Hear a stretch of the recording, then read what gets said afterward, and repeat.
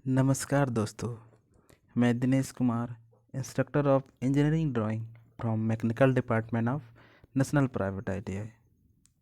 दोस्तों, आज हम लोग इंजीनियरिंग ड्राइंग के अंतर्गत एक बहुत ही इम्पोर्टेंट टॉपिक के बारे में पढ़ाई करने जा रहे हैं, जिसका नाम है प्रोजेक्शन। प्रोजेक्शन होता क्या है? प्रोजेक्शन मतलब प्रक्षेप।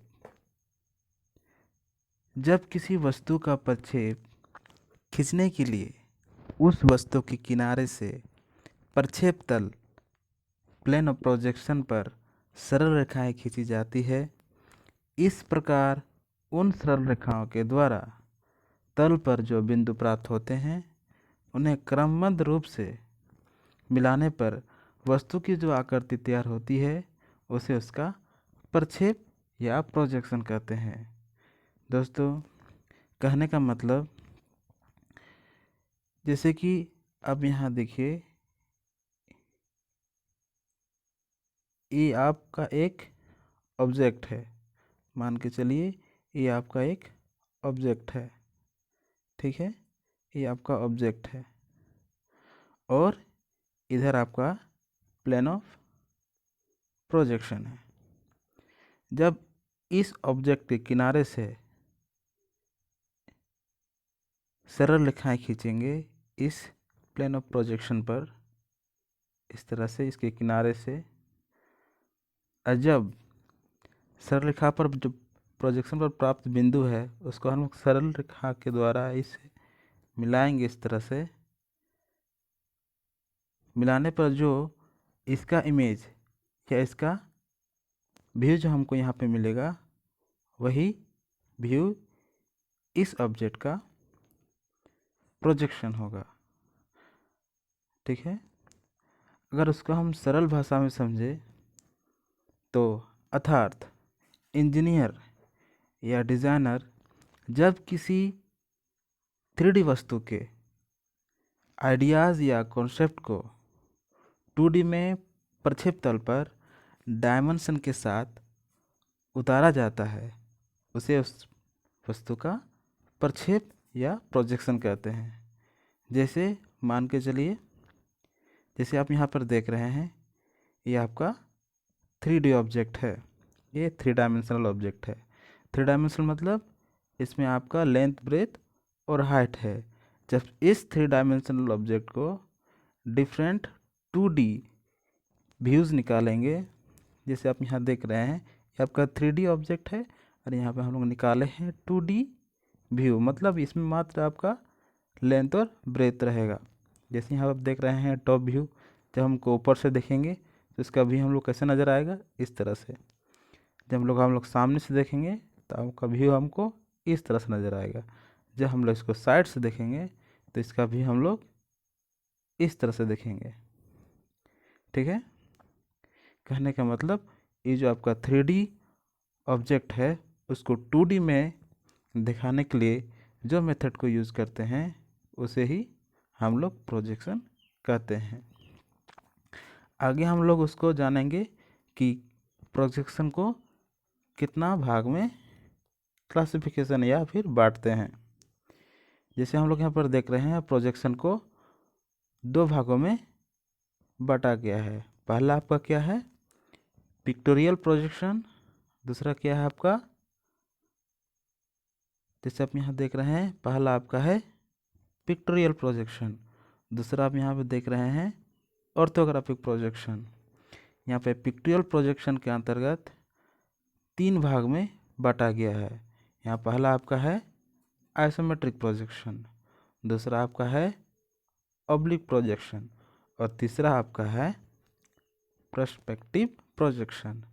वही चीज़ आपका दूसरा भाग में, इसका प्रोजेक्शन का भाग दूसरा भाग में देखेंगे तो इसको 2 बराबर भाग में बांटा गया है।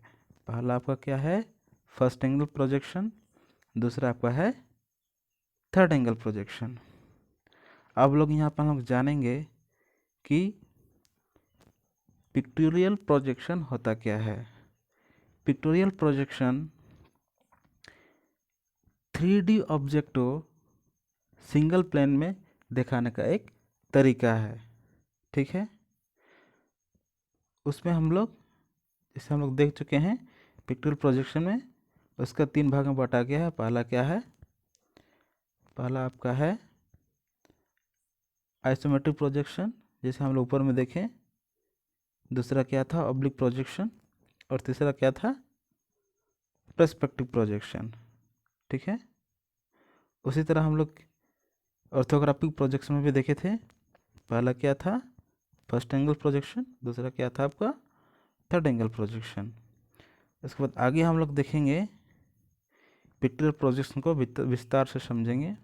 ठीक है, पिक्टोरियल प्रोजेक्शन हम लोग क्या देखे थे, पहला क्या था आपका आइसोमेट्रिक प्रोजेक्शन।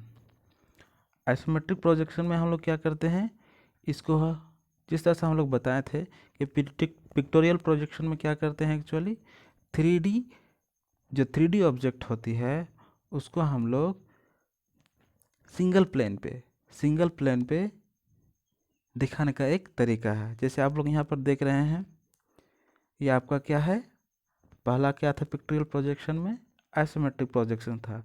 आइसोमेट्रिक प्रोजेक्शन में आप यहाँ देख रहे हैं एक 3D ऑब्जेक्ट है। 3D कहने का मतलब देखिए इसका आपका लेंथ भी है, ब्रेथ भी है। यहाँ आप देख रहे हैं इसका 3D ऑब्जेक्ट का लेंथ भी है, ब्रेथ भी है और हाइट है। ठीक है, यहाँ पर आप लोग देख रहे हैं कि इस 3D ऑब्जेक्ट को एक सिंगल प्लेन पर दिखाया गया है। ठीक है, उसमें आइसोमेट्रिक प्रोजेक्शन में क्या करते हैं, जो आपको सिंगल 3D ऑब्जेक्ट है उसको देखिए यहाँ पर, जैसे पहला बेस लाइन खींचे हैं। ठीक है, उसको हम एक साइड में इधर हम लोग ये 30 डिग्री दिखाते एंगल रखते हैं और दूसरा हम लोग इधर 30 डिग्री एंगल रखते हैं। और इस सेंटर पॉइंट से एक लोग इधर एक लाइन खींचते हैं, एक ऐसे ऊपर लाइन खींचते हैं, एक इधर लाइन खींचते हैं। ठीक है, और इसी लाइन पे हम लोग क्या करते हैं, इस 3D ऑब्जेक्ट को दर्शाते हैं। ठीक है, जैसे आप लोग यहाँ पर देख सकते हैं उसका बेसिक्स लाइन कैसे खींची हुई है। पहले आपका देख रहे हैं यहाँ पे एक रेफरेंस लाइन खींची हुई है, ये आपका क्या हो गया, रेफरेंस लाइन है। और ये आपका 3 एजेस लाइन है जिस पे हम लोग 3D जो ऑब्जेक्ट होती है उसका लेंथ, ब्रेथ और हाइट को दिखाते हैं। ठीक है, तो जैसे हम लोग देखे आइसोमेट्रिक के अंदर हम लोग इस तरह से इसका बनाते हैं। उस पर हम लोग दूसरा देखेंगे ऑब्लिक प्रोजेक्शन। ऑब्लिक प्रोजेक्शन में क्या होता है, उसमें हम लोग 3D ऑब्जेक्ट को सिंगल प्लेन पर 45 डिग्री पर दिखाते हैं। ठीक है, जैसे आप लोग यहाँ पर देख रहे हैं, जैसे आप यहाँ पे देख रहे हैं कि ये जो आपका एक 3D ऑब्जेक्ट है उसको हम लोग सिंगल प्लेन पे ये 45 डिग्री पे दिखाए हैं। ठीक है, उसके आगे हम लोग देखेंगे, देख रहे हैं ये भी आपका यहाँ पे देख रहे हैं, ये आपको राइट साइड दिखाया गया है या फिर इस तरह आप लेफ्ट साइड से भी बना सकते हैं।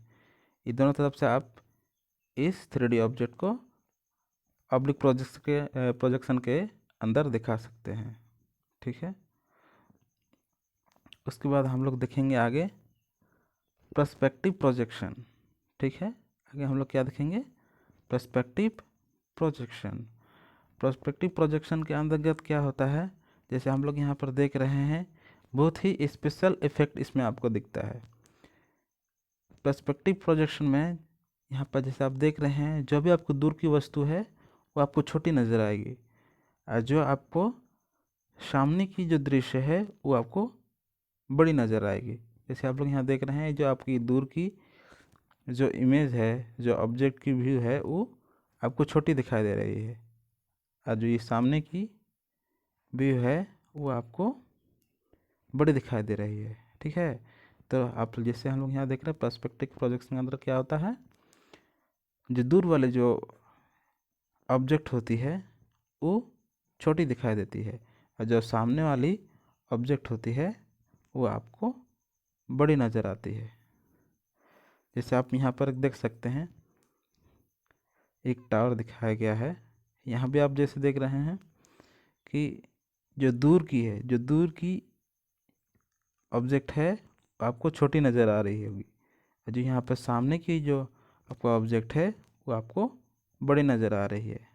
ठीक है, कहने का मतलब जो दूर की जो ऑब्जेक्ट रहेगी प्रोस्पेक्टिव प्रोजेक्शन के अंदर वो छोटी नज़र आएगी, और जो आपको सामने की जो ऑब्जेक्ट रहेगी वो आपको बड़ी नज़र आएगी। तो इस तरह हम लोग ने देखा कि प्रोजेक्शन के क्या होता है उसके बारे में जाना। ठीक है, उसके बाद प्रोजेक्शन कितने प्रकार के होते हैं उसके बारे में हम लोग ने जाना। ठीक है, फिर हम लोग अगली क्लास में हम लोग जानेंगे ऑर्थोग्राफी के बारे में। ठीक है, तब तक के लिए stay tune, stay safe and stay home. Thank you.